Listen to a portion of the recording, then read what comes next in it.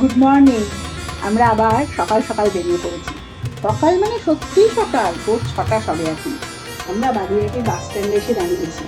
আজকের গন্তব্য শান্তিনিকেতন। এবার আমরা কিসে করে যাবো জানো? ওই দেখো নীল রঙের বাসটা আসছে, ওই বাসে। আমরা তো শান্তিনিকেতন অনেকবার গেছি, কিন্তু বাসে করে এই প্রথম আমাদের যাওয়া। এই বাসটায় যাওয়ার একটা বিশেষ কারণ আছে। স্ল্যানেট থেকে তো অনেক বাস আছে শান্তিনিকেতনের জন্য, কিন্তু আমাদের বাড়ি থেকে সকালবেলা স্ল্যানেট যাওয়া, বাস ধরা বেশ ঝামেলার ব্যাপার। এই 1 আগস্ট থেকে ওই নতুন বাসটা করুণাময়ী থেকে চালু হয়েছে, যেটা শান্তিনিকেতনে এটা বাগুইআটিতেও স্টপেজ দেবে। বাগুইআটি থেকে আমাদের তুলবে, আবার বিকেলবেলা ওখান থেকে শান্তিনিকেতন থেকে ছেড়ে সন্ধ্যেবেলা বাগুইআটিতে এসে নামাবে। এই ওঠা আর নামা বাগুইআটিতে হওয়ার জন্য আজকে আমাদের যাওয়া। আগস্ট মাসের প্রথম রবিবার আমরা আজকে বেরিয়ে পড়লাম এই বাসটায় করে শান্তিনিকেতন যাব বলে।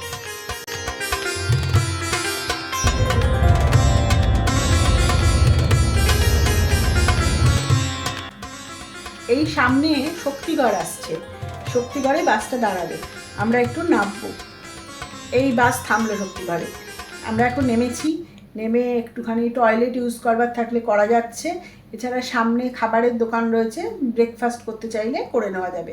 আমরাও একটু ব্রেকফাস্ট করে নিলাম, এখান থেকে কচুরি তরকারি চা খেয়ে নিলাম। এবার আবার বাসে উঠবো। 10 মিনিটের জন্য একটা ব্রেক দিয়েছিল, সেই সকালবেলা জাস্ট ব্রেকফাস্টটা করার জন্য। এই হচ্ছে আমাদের বাস। এটা ছাড়ছে করুণাময়ী থেকে সকাল 6টায়, আর বাগুইআটিতে আসছে 6টা 10। আমরা বাগুইআটি থেকে উঠেছিলাম।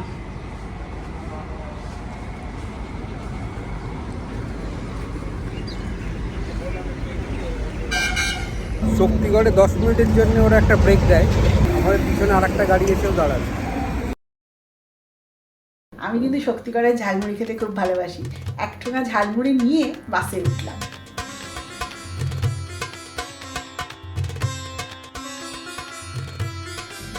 এখন আমরা ক্রস করছি পানাগড় জঙ্গল। দুপাশেই আমাদের এখন জঙ্গল। অনেক দিন আগে ছোটোবেলায় একবার তারাপীঠ গেছিলাম, বাসে করে গেছিলাম সেবার। তখন পানাগড় জঙ্গল ক্রস করেছিলাম, সেটা ছিল রাতের বেলা। আর একসাথে বেশ অনেকগুলো গাড়ি আমরা একসাথে এই জঙ্গল ক্রস করেছিলাম। একটা বেশ গা ছমছমে ভাব ছিল সেই সময়।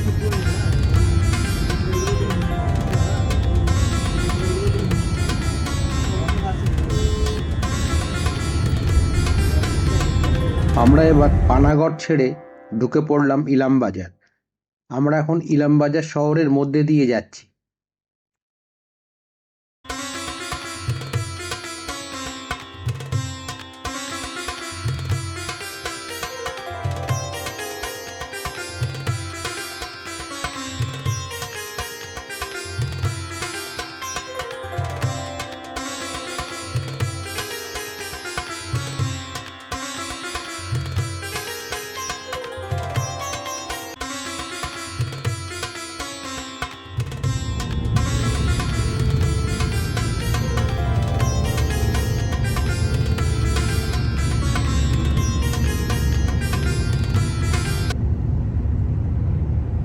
রাস্তাটা যেটা দিয়ে ঢুকলো এটাকে বলে কাঁকসা মোড়।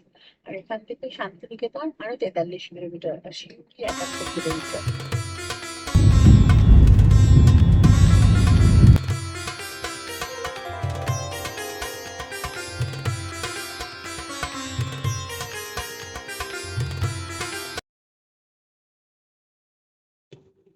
আমরা ঠিক 10টা 55-তে নামলাম।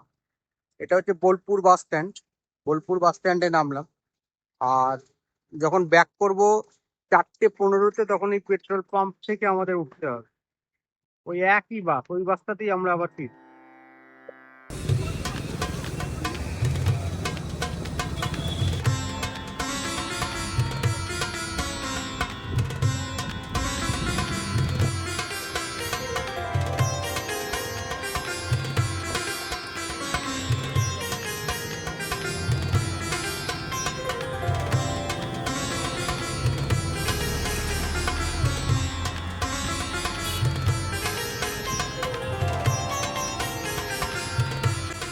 আমরা বাড়ি থেকে বাগুইআটি থেকে বেরিয়েছিলাম আর তখন 6টা।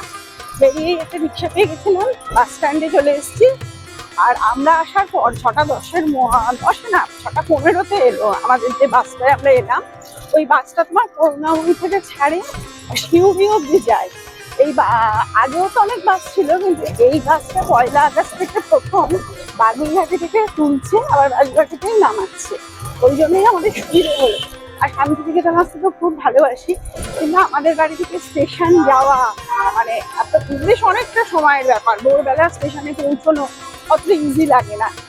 এই বাসটা হওয়াতে আর বাগুইঘাটি থেকেই চড়া যাবে, ওই কারণে লোক সামলাতে পারলাম না। এই রবিবারই আমরা চলে এলাম। তোমার 6:15-তে আমরা বাসে উঠেছি। আর তারপরে সমানে বাসটা মানে কোথাও থামেনি, চলে তোমার শক্তিগড়ে থেমেছিল। শক্তিগড়ে 10 মিনিটের জন্য ব্রেক দিয়েছিল। ওখানে আমরা কচুরি তরকারি ব্রেকফাস্ট করলাম। আর শক্তিগড় থেকে ঝালমুড়ি নেওয়াটা তো আমার একদম অবধারিত ব্যাপার। ঝালমুড়ি নিলাম, নিয়ে বাস উঠে যাওয়া হলো। ওখানে কার দরকার থাকলে টয়লেটে ইউজও করা যাবে, সেরকম জায়গাতেই ওরা দাঁড় করিয়েছিল। তারপরে তোমার শক্তিগড় হয়ে বর্ধমান হয়ে আমরা তো অন্যান্য বার যখন নিজেদের গাড়ি নিয়ে আসি ঘুষকরা হয়ে ঢুকে আসি, কিন্তু এই বড় বাস বলে ঘুষকরার ওই দিক দিয়ে এলো না। এটা তোমার ওই কোথায় যেন ঘুরে গেল, ওই পানাগড় হয়ে ইলামবাজার হয়ে এলো। আমরা নামলাম তোমার বোলপুরে বাস স্ট্যান্ডে, নেমেছে এখন টোটো করে যাচ্ছি। আমার এই জার্নিটা বেশ ভালোই লেগেছে। হ্যাঁ, 5 ঘন্টার মতো প্রায় লাগলো সময়, কিন্তু জার্নিতে কোনো কষ্ট হয়নি। বাসটা খুব ভালো ছিল, যেমন লেগ স্পেস ছিল, এসিটাও বেশ ভালো ছিল, আর ভালোই চালাচ্ছিল। আর পানাগড় হয়ে যে ইলামবাজার ঘুরলাম, তার জন্য মোটামুটি 40 কিলোমিটার রাস্তা এক্সট্রা ঘুরতে হলো। রাস্তাটা ভালো ছিল, রাস্তাটা খুব ভালো রাস্তা ছিল, যার জন্য জার্নির কোনো কষ্ট আমরা বুঝতে পারিনি। আর এইভাবে দেখো হঠাৎ করে বাগুইঘাটি বাস স্ট্যান্ড থেকে বসে সোজা শান্তিনিকেতন পৌঁছে গেলাম। আমার কাছে এটা বেশ ভালো লেগেছে। ধরো ইচ্ছে করলে দুর্গাপুজোর শপিং করতে একটু সোনাঝুরিতে আসবো, মানে এই বাসটা সুবিধা হওয়াতে আমি চাইলে কিন্তু একলা চলে আসতে পারবো, রানার উপরে ডিপেন্ড করতে হবে না। বাগুইঘাটি থেকে বাসে উঠবো, সোজা এখানে এসে নেমে টোটো করে হাটে ঘুরবো, কেনাকাটা করবো, তারপরে আবার বিকেলবেলা এখান থেকেই বাসে উঠবো, আবার বাগুইঘাটি থেকে নামবো। এটা আমার মতো মানুষদের যারা সোনাঝুরির হাটের জন্য পাগল হয়ে থাকি আর এখানে শপিং করার জন্য, তাদের জন্য খুব ভালো ব্যবস্থা করেছে গভর্নমেন্ট। কিন্তু এখনো খোলেনি, এগুলো মেন 3টের পর খোলে। এই দোকানগুলো দুপুর 3টের পর খোলে না মোটামুটি, মেন রাত্রির অব্দি খোলা থাকে দেখেছি। শুনেছি কঙ্কালীতলা আজকে অমাবস্যা আছে না, বিকেল অব্দি, তাই ভেবেইছিলাম যদি সময়ের মধ্যে আসতে পারি। বা শুনছিলাম কাল থেকে যে কঙ্কালীতলার মন্দিরের জল আছে, আর সেটাও ভেবেছিলাম যদি জল থেকে তাহলে যেতে পারবো না, কিন্তু উনি বললেন, যিনি টোটো চালাচ্ছেন উনি বললেন জল নেমে গেছে, যাওয়া যাচ্ছে। সেই কারণে একবার যাচ্ছি মায়ের মন্দিরে পুজো দিয়ে, ওখান থেকে আমরা হাটে যাব, সোনাঝুরির হাটে যাবো। আজকে তো রবিবার, আজকে বড় করেই হাট বসবে। আর দেখো ওয়েদার এখানে কিন্তু খুবই ভালো, মানে গরমও সেরকম নেই, আবার বৃষ্টির কোনো সমস্যাও নেই। কাল অব্দি আমরা ভাবছিলাম যে বৃষ্টি জল এইসবের জন্য হয়তো সমস্যা হবে, কিন্তু এসে দেখছি না, রাস্তাঘাট শুকনো, সেরকম কোনো সমস্যাই নেই। এটা তোমার প্রান্তিক স্টেশন, দেখো এই যে রেল গেট এখন উঠেছে, গাড়ি পারাপার হচ্ছে। আমরা তো সোজা যাবো কঙ্কালীতলা।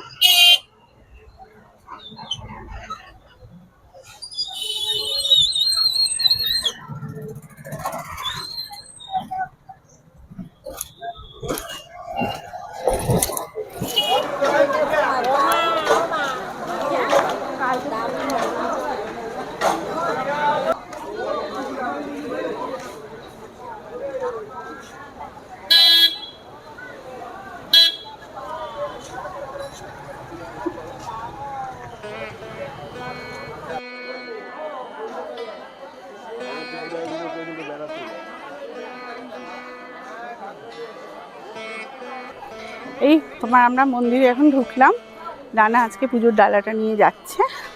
আর মন্দিরের বাইরেই অনেক দোকান আছে ডালার, সেখান থেকেই আমরা ডালা নিয়ে নিলাম। 51 টাকা আর 100 টাকা, যার যা ইচ্ছে নেওয়ার। আর মালা নিলাম একটা, আজকে অমাবস্যা তিথি আছে। এইখানেই না কালকে অবধি জল ছিল, আজকে তোমার পরিষ্কার, জল নেই। এই মন্দির, আর ওইটা হচ্ছে কুণ্ড, এটা হচ্ছে মায়ের সেই কুণ্ড, যেখানে পবিত্র জল, যেখানে বলে মায়ের কাঁক পড়েছিল, যার জন্য এখানকার নাম কঙ্কালীতলা। এটা মা সতী কাঁক মানে কুমোর এখানে নাকি পড়েছিল এই জলে। এই পবিত্র জল সবাই স্পর্শ করে, এখানে ধূপ মোমবাতি দেখানো হয়। এখন জোয়ার এসেছিল বলে এই কুণ্ডুর জল দেখো পুরো ভর্তি। এছাড়া কালকে কোপাই নদীর জলও পুরো উপচে পড়েছে, এই কুণ্ডতেও পুরো জল আজকে ভর্তি। নাহলে অন্যান্য দিনে অনেক আগে যখন এসেছি জল অনেক কমও দেখেছি আমি।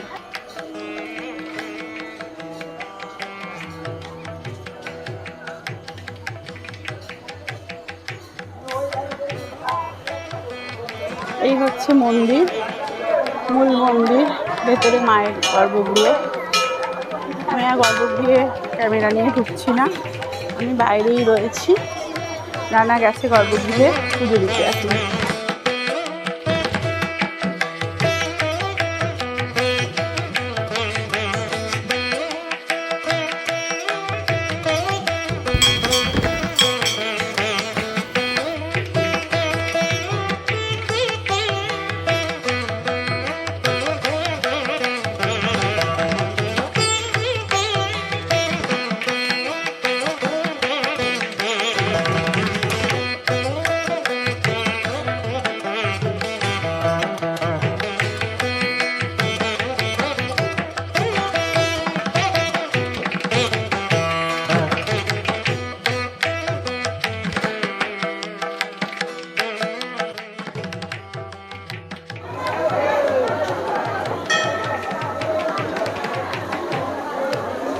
মায়ের শরীরের কোন অংশ কোথায় পড়েছে সেগুলো সেখানে সুন্দর করে দেওয়া রয়েছে, তাই এটা ছবি তুলে রাখলাম আমরা।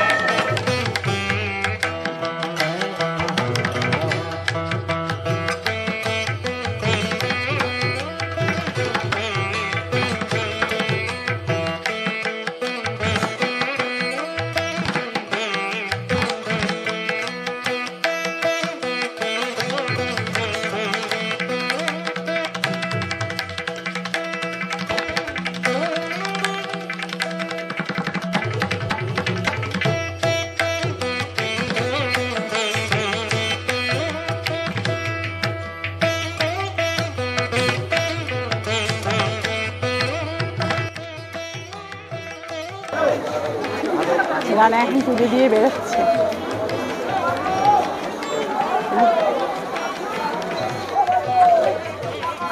চলো এবার আমরা এই কোপাই নদীর ধারটা ঘুরে আসি।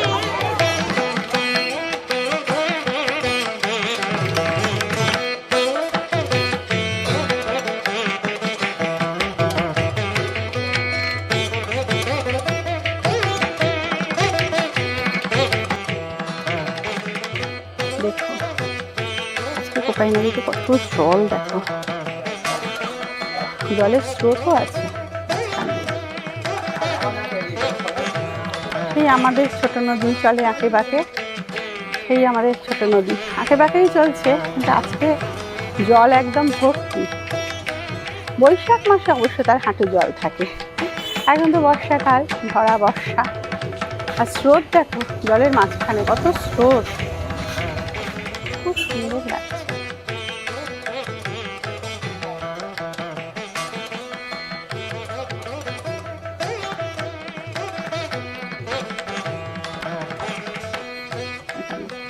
এখানে মনে হয় সন্ধ্যাবেলা আরতি হয়, দেখো সেই গঙ্গারতি বা সমুদ্র আরতি যেখানে যেখানে হয় যেরকম করা, সেরকমই এখানেও করা আরতির জায়গা।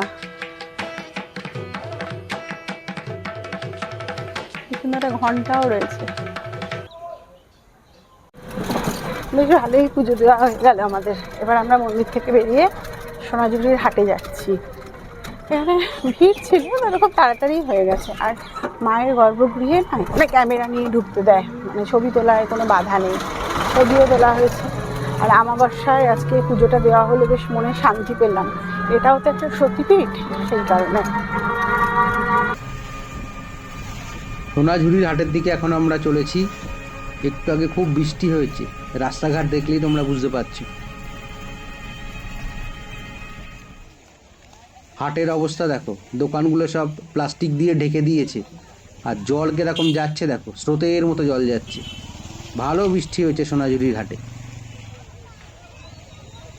এইরকম বর্ষার মধ্যে আমি কোনোদিন আগে সোনাঝুরি ঘাটে আসিনি, এটা আমার ফার্স্ট টাইম।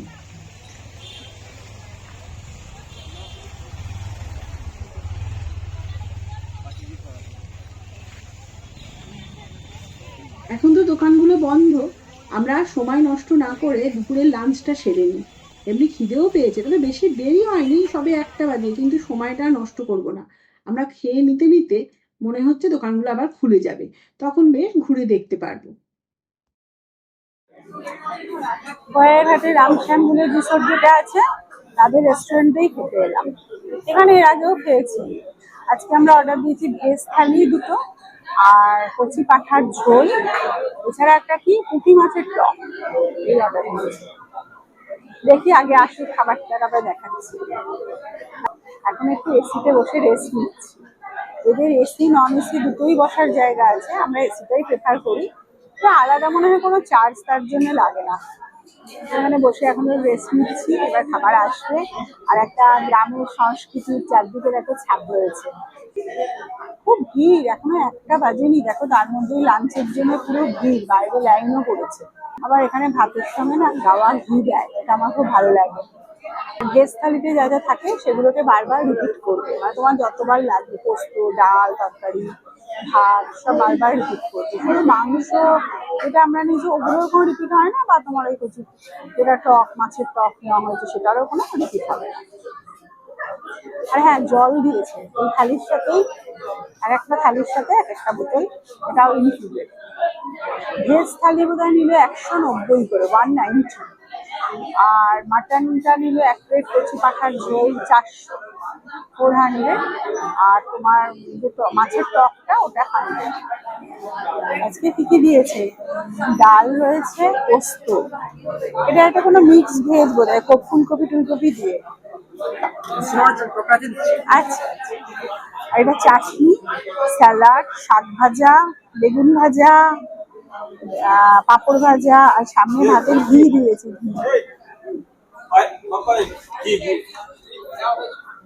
এটা হচ্ছে তোমার মাছের টক, ছোট ছোট পুঁটি মাছের টক, অনেকগুলোই মাছ আছে।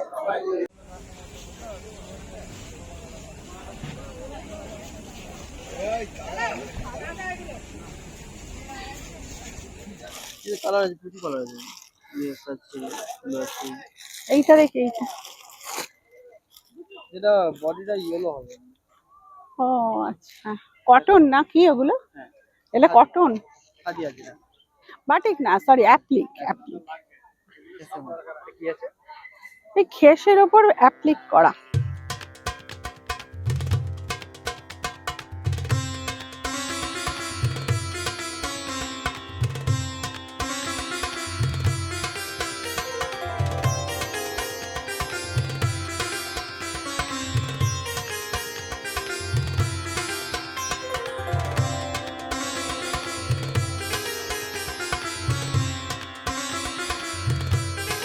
এগুলো কিরম দাম?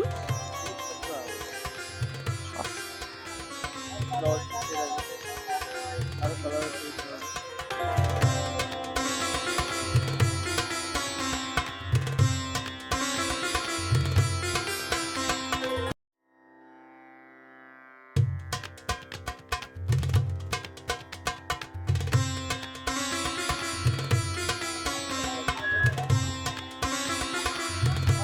এটা ভালো লাগছে, একটা নিলাম, যাই না কি রকম হবে, নিয়ে নিলাম, এটা অন্যরকম লাগলো। লাল এরম কিছু, ওটা তো কালচে মেরুন বলছি, মেরুন।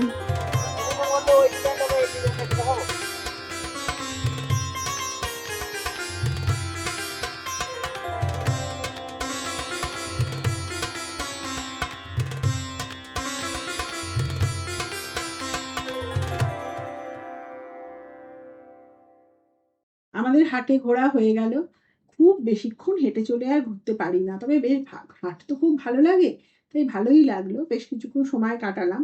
এখনো হাতে বেশ কয়েক ঘন্টা সময় আছে, তাই একটা টোটো করে এখন আমরা শান্তিনিকেতন একটু ঘুরতে যাচ্ছি। কয়েকটা জায়গা ঘুরে, একটু আদিবাসী গ্রাম ঘুরে আমরা আবার বাস স্ট্যান্ডের দিকে যাব।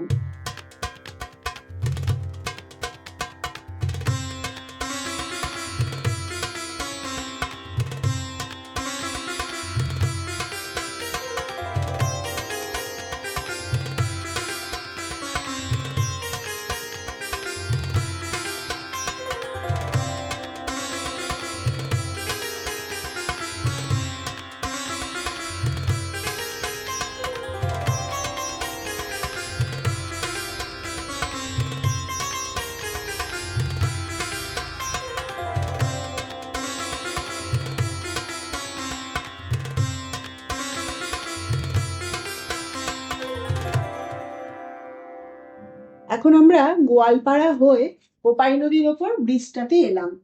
এই ব্রিজে কালকেও নাকি অনেক জল ছিল, আমরা খবরেও দেখেছি। তবে এখন আর ব্রিজের ওপর জল নেই, কিন্তু কোপাই নদীতে দেখো প্রচুর জল। এর আগে যখন যখন আমরা এসছি এত জল কোনোদিন এখানটা দেখিনি। অনেকেই এখানে ছবি তুলছে, আমরাও বেশ দাঁড়ালাম, কোপাই নদীর দৃশ্য উপভোগ করছি। একটু দাঁড়িয়ে আবার এখান থেকে যাব।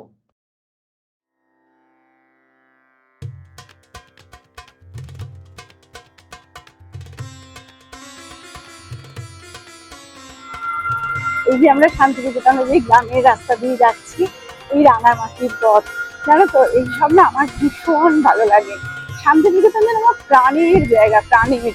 এর প্রত্যেকটা জায়গায় একটা আমার নিজস্ব মানে ভালোবাসার মতো জায়গা মনে হয়। চারদিকে সবুজ, সহজ সরল মানুষ, গ্রামের মানুষ, গ্রামের চাষ, সবকিছু খুব খুব ভালো লাগে। আর এছাড়া তো রবীন্দ্রনাথ ঠাকুরের জায়গা, সেই বিকেলের একটা আলাদা টান।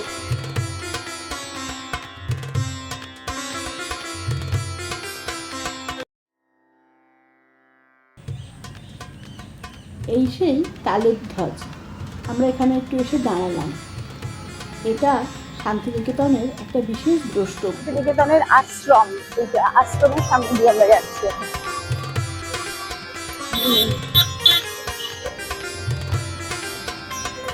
এটা হলো বিশিষ্ট অর্থনীতিবিদ অমর্ত্য সেনের বাড়ি প্রতীচী। আমি আগে যে কবার এসেছি শান্তিনিকেতন, এইখানে কখনো আসা হয়নি। এইবার এখানেই প্রথম এলাম। এখন আমরা একটা আদিবাসী গ্রামের সামনে দিয়ে যাচ্ছি। এর আগেও যতবার শান্তিনিকেতন এসেছি কয়েকটা আদিবাসী গ্রাম ঘুরে দেখেছি, কিন্তু এই জায়গাটা দিয়ে কোনোদিন যাইনি। এটা আমাদের কাছে নতুন। সেই সুন্দর আদিবাসীদের বাড়ি, তাতে সেই গায়ে ছবি আঁকা, যেগুলোর বিশেষত্ব থাকে সেই রকম। এটাও একটা সুন্দর আদিবাসী গ্রাম।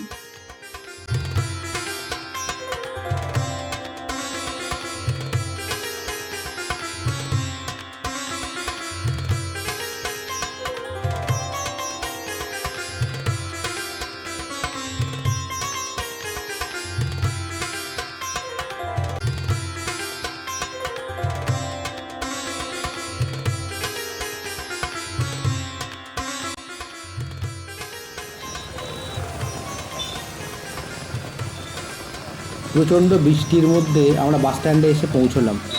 দেখো কি সাংঘাতিক বৃষ্টি হচ্ছে। তবে এর আগে কিন্তু আমরা সেরকম বৃষ্টি পাইনি, একবারই একটু বৃষ্টি পেয়েছিলাম মাঝখানে।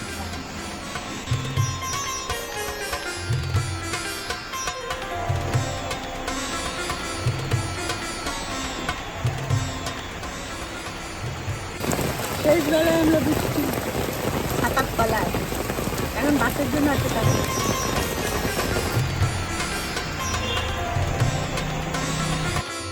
এখন ফেরার সময় কিন্তু বাস পুরো ভর্তি। আসার সময় যেরকম বাস অনেকটা ফাঁকা ছিল, এখন কিন্তু একটা সিটও ফাঁকা নেই। একদম শান্তিনিকেতন থেকেই পুরো ভর্তি হয়ে উঠেছে বাসে। বাসটা এখন এসে শক্তিগড়ে দাঁড়ালো। সকালবেলাও এখানে একবার ব্রেক দিয়েছিল শক্তিগড়ে, এখনও আর একবার ব্রেক দিল, ওই 10 মিনিটের জন্যই। টিপ করে ভালোই বৃষ্টি হচ্ছে বাইরে। নিচে গিয়ে একটু চা নিয়ে এলাম মীনাক্ষীর জন্য, আর আমি ওখানে দাঁড়িয়ে একটু চা খেলাম, আর একটু সীতাভোগ আর মিহিদানা কিনলাম বাড়ির জন্য।